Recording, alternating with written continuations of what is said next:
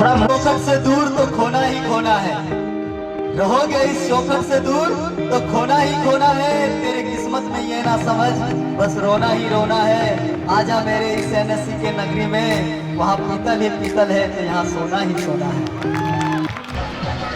आप लोग को मेरी पहचान मालूम है क्या भैया को? बहुत दुख की बात है कि आप लोग सब नहीं पहचानते हैं। मेरी एक नहीं, बहुत लोग नए नए हैं। नहीं सर, वो नहीं, मेरी एक पहचान है जो सबको मालूम है।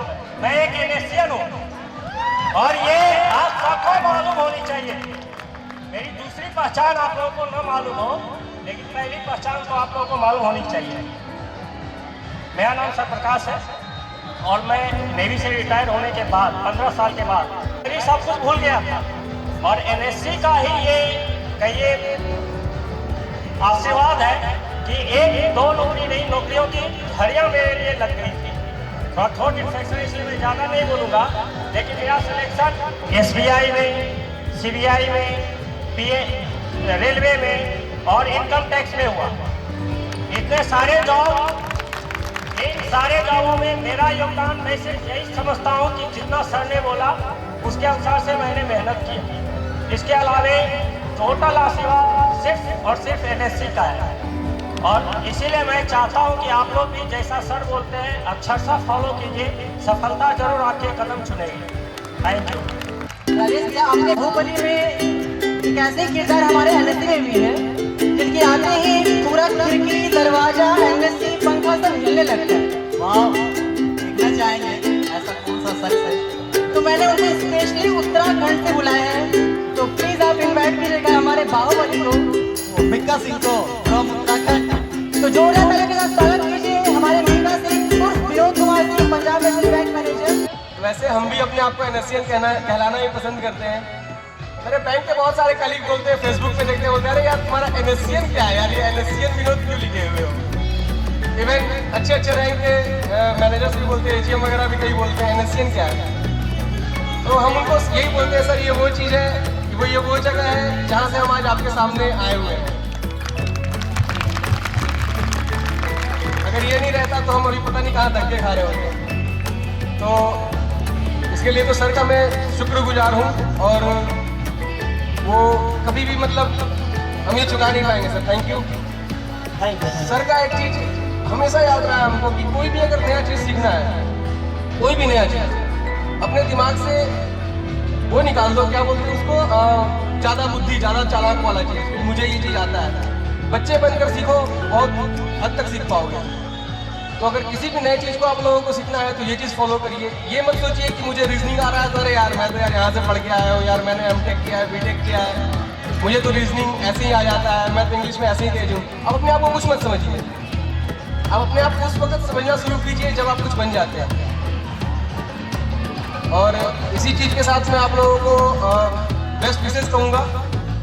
Thank you very much. बता देता नहीं यार, ऐसे बता दो, बता दिया थी। गुड मॉर्निंग फ्रेंड्स, सबसे पहले आप सभी को नए साल की बहुत बहुत बधाई। नया साल आप सभी के लिए खुशहाली बना रहे और सबको जॉब लगे। This is my message for all of you. Respected sir, सबको मालूम है ना आशुतोष भैया का एंगेजमेंट हो गया है, लेकिन आज अकेले आया है। प्रॉमिस किया था कि साथ में आएंगे। नहीं सर, एक्चुअली भारतीय पुरुष जो होते हैं ना वो शादी से पहले अपनी अर्धांगिनी से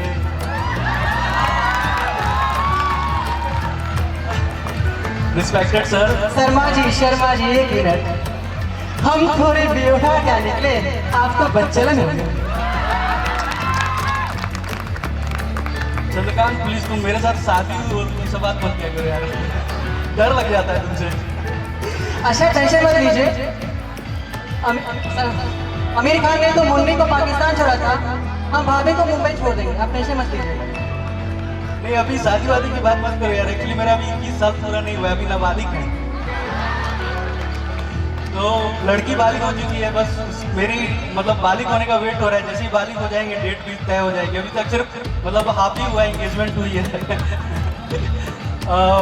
तो मैं कह रहा था respected sir, ma'am and chief guest and मेरे प्रिय दोस्तों, बड़ा ही अच्छा लगता है कि 23 अगस्त और पिकनिक एक ऐसा फंक्शन है कि हम सारे जॉब होल्डर्स कहीं भी पोस्टेड हो, भारत के किसी भी कोने में पोस्टेड हो, मतलब चाहे वो मुंबई एक्सप्रेस हो चाहे चेन्नई एक्सप्रेस हो, मतलब सभी लोग यहाँ पर आते हैं। मैं आपसे एक बात बताना चाहूँगा कि जब हम लोग जॉब नहीं हुआ था, जब हम तैयारी करते थे, हम भी आपकी तरह मतलब सामने बैठे रहते थे और जिनका जॉब हो गया, जॉब होल्डर भैया दीदी लोग आते थे, वो यहाँ पर अपना स्पीच देते थे, तो सच पूछो तो एक बड़ा ही एनर्जेटिक माहौल रहता था, बड़ा ही अच्छा लगता था हमको। ऐसा मतलब हम लोग को ये फील होता था कि जब चंद्रकांत और विनोद जैसे जैसे कैसे कैसे लोगों का हो सकता है, तो हम लोग का क्यों नहीं हो सकता है। मैं सच्ची रियली में बहुत ही एनर्जेटिक माहौल रहता है इस समय कि कोई आता है, कोई शेयर करता है, कोई यहाँ पर कोई भी जॉब होल्डर्स ऐसा नहीं है कि ब्रिलियंट था या मतलब बहुत अच्छा था पढ़ने में। मुझे मतलब बड़ा ही अच्छा लग रहा है कि कोई बैंक में है, कोई एसएससी में, कोई बैंक में स्केल 1, 2, 3 हो चुका है। मुझे मतलब याद है, मैं एक बात आपसे शेयर करूंगा। चंद्रकांत की एक बात है, और चंद्रकांत IBPS PO का इंटरव्यू देने के लिए गया हुआ था, ठीक है। तो इंटरव्यूअर ने से पूछा कि भाई आप कहाँ से आए हैं, तो चंद्रकांत ने बोला कि मैं चास बोकारो से आया हूँ। तो पता है इंटरव्यूअर ने क्या है नेक्स्ट क्वेश्चन मतलब पूछा उससे, बोला कि तुम NSC से आए हो क्या। तो ये है NSC का गुडविल, आप इसको मतलब ये है स्टूडेंट का यहाँ का कॉन्फिडेंस। वो एक बड़ी अच्छी बात सर ने मुझे एक बार बताई थी कि पंछी कभी डरता नहीं है डाल के हिलने से, ठीक है। जब डाल हिलती है, गस के हवा चलता है, तो पंछी डरता नहीं है, क्योंकि उसको डाल पे नहीं, उसको अपने पंख पे भरोसा होता है।